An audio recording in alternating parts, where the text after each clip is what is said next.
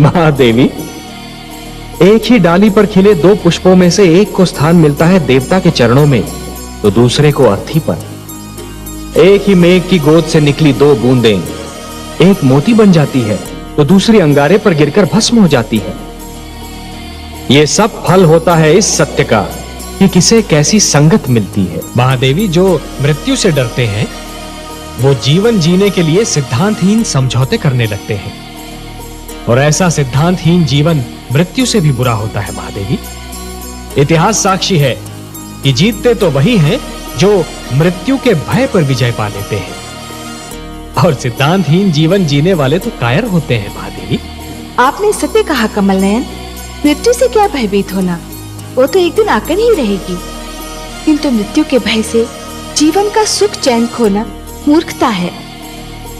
जिस प्रकार अग्नि सूखी लकड़ी को सरलता से जला देती है, उसी प्रकार क्रोध सुंदर भावनाओं को सहजता से भस्म कर देता है।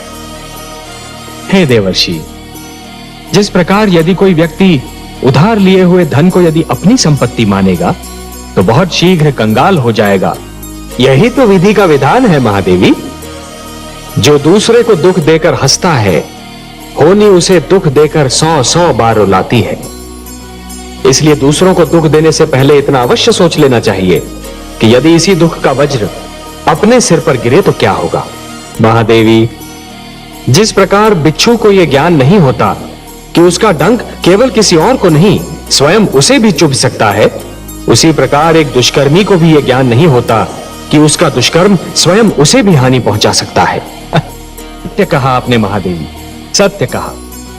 और इसीलिए माता पिता को सबसे अधिक ध्यान बाल्यावस्था में संतान के चरित्र निर्माण पर ही देना चाहिए। इस प्रकार जब जल माटी को गीला कर देता है तो माटी में से सुंदर अंकुर फूटते हैं, उसी प्रकार जब भक्ति मन को उदार बना देती है तो मन में सुंदर विचारों का जन्म होता है।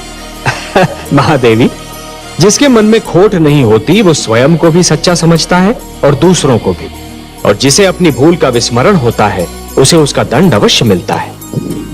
इतिहास रचा ही इसलिए जाता है महादेवी कि आने वाली पीढ़ियां ये देख सकें कि उनके पहले की पीढ़ियों ने क्या भूल की और वो उस भूल को ना दोहराएं। यदि दोहराती हैं तो दंड पाती हैं, दुख झेलती हैं। जानता हूं महादेवी, क्षति पहुंचाने वाले को दंड देना तो बहुत सरल है, पर उसे क्षमा करना बहुत कठिन।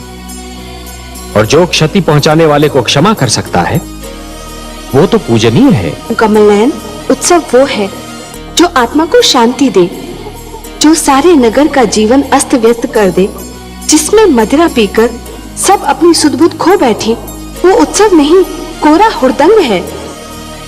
हे महादेवी, जिस प्रकार एक दीपक दूसरा दीपक जला सकता है, उसी प्रकार दूसरों के ज्ञान और अनुभवों से और दूसरों की चिंतन शक्ति से स्वयं अपना ज्ञान भी तो बढ़ाया जा सकता है।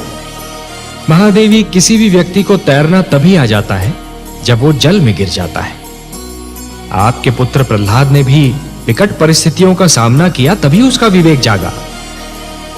जिस प्रकार कुंदन बनने के लिए सोने को पहले अग्नि में तपना पड़ता है, उसी प्रकार किसी भी व्यक्ति को अपनी भीतर की क्षमताओं को जानने के लिए परीक्षा की अग्नि में तपना पड़ता है। महादेवी,